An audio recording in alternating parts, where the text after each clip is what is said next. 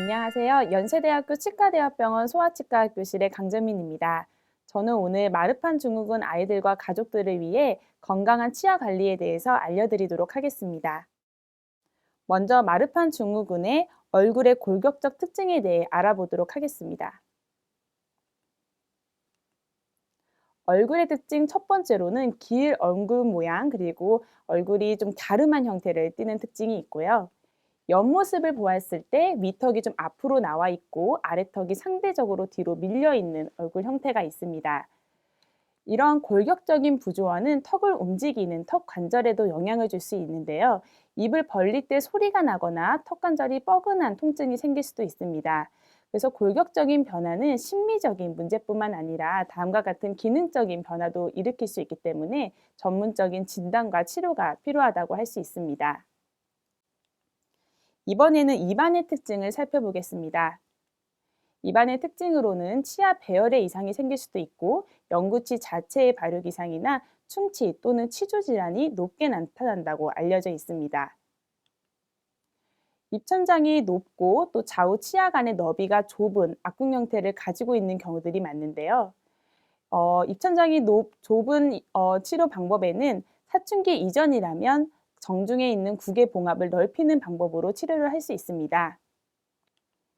치료 방법에는 첫 번째로 뺐다 꼈다 하는 사진과 같은 장치를 이용하는 방법이 있고요. 장치를 낀 상태에서 가운데 있는 스크류에 나사를 돌리게 되면 입천장의 공간이 확장되는 효과가 있습니다. 하지만 공간이 너무 협소하거나 뺐다 꼈다 하는 장치에 대한 협조도가 부족한 경우에는 치아와 입천장에 고정식으로 장치를 부착하게 됩니다. 이가 비뚤게 나오는 이유에는 영구치 자체의 위치가 안 좋은 경우들도 있지만 대개는 주어진 공간에 비해서 가지고 있는 치아가 크기 때문에 이러한 부조화로 인해서 이가 고르게 배열되기 어려운 문제점들이 발생을 합니다. 또한 이가 비뚤게 나오고 좌우의 입천장 너비가 좁게 되면 자연스럽게 위 앞니가 튀어나오는 다음과 같은 앞니 모양을 가질 수가 있는데요. 저희가 이제 튀어나와 있는 앞니를 가진 아이들에게 특히 주의를 해야 되는 게 영구치 앞니의 외상입니다. 앞니가 부러진다거나 뿌리에 급이 간다거나 앞니가 빠지는 등의 외상이 발생될 가능성이 높아지기 때문에 돌출된 앞니를 가진 경우에 더욱이 활동성이 좋은 운동선수를 같은 아이들에게는 마우스 가드 착용이 권장이 되고요. 적절한 교정 치료가 동반이 될 필요가 있습니다. 다음으로는 어금니가 거꾸로 물리는 구치부 반대교합으로 이거 역시 밑턱 너비가 좁기 때문에 아래턱에 있는 어금니가 밑턱 어금니를 반대로 물리게 되는 증상이 나타날 수가 있습니다. 그 외에도 영구치 자체의 치아 발육 이상이 관찰되는 경우도 있습니다. 범랑질의 형성 저하는 요즘 초등학교 저학년 학생들에게 굉장히 빈번하게 발생을 하는데요. 마르판 증후군을 가진 아이들에게서는 35%가량 이러한 증상이 보인다고 알려져 있습니다. 범랑질의 형성 저하는 치아 자체가 보기에도 안 좋은 문제점도 있지만 자체의 파절이나 우식 위험성 때문에 적절한 구강위생 관리가 필요할 수 있습니다. 다음으로는 과잉치입니다. 과잉치는 이름 그대로 정상 수보다 치아가 하나 내지 두 개가 더 많은 경우를 일컫는데요. 과잉치가 있음으로써 원래 정상적으로 나와야 되는 영구치가 나오지 못하는 경우도 있지만 치아 배열에도 영향을 주는 경우가 있기 때문에 과잉치의 양상을 잘 파악을 하고 적절한 시기에 발치를 할 수 있도록 치과에 내원하시기를 권유드립니다.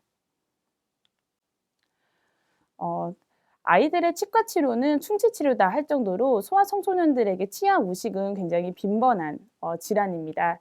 실제로 작년에 건강보험 심사평가원의 어린이 다빈도 질병에 대한 자료에 따르면 어린이의 치아 발육 및 맹출 장애는 2위, 그리고 3위는 치아 우식증이 해당이 되었습니다. 마르판 증후군을 가진 경우에 0에서 17세 환자에게서는 충치 경험률이 더 높다는 연구 결과가 있습니다. 아이들의 치아 우식은 워낙 진행 속도가 빠르기 때문에 초기 단계에서 적절한 치료를 받는 것이 필요한데요. 간단한 초기 우식 같은 경우에는 아말감이나 레진, 글라스 아이노머 같은 수복 재료로 치료가 가능하지만 이보다 더 진행이 된 경우에는 신경치료와 크라운 치료가 필요할 수 있기 때문에 초기에 적절한 예방처치를 받는 것이 중요하다고 할 수 있습니다.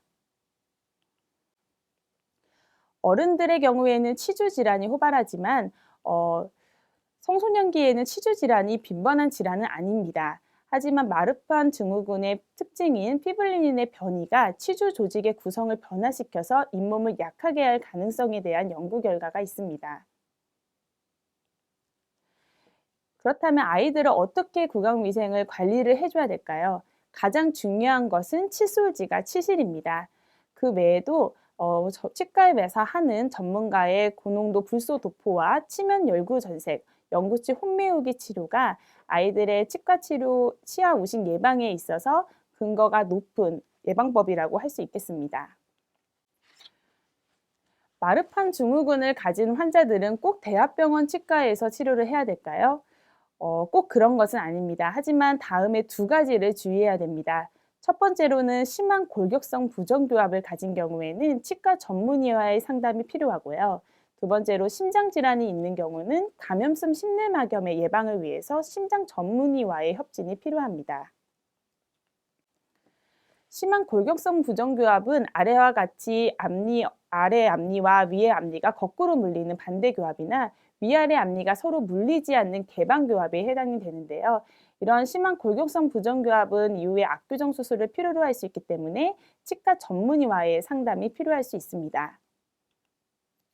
성인의 경우 골격성 부조화를 압교정 수술이나 발치를 통해서 개선할 수 있지만 아직 성장이 남아있는 소아 청소년이라면 악정형 치료를 할 수 있는 가능성이 있습니다.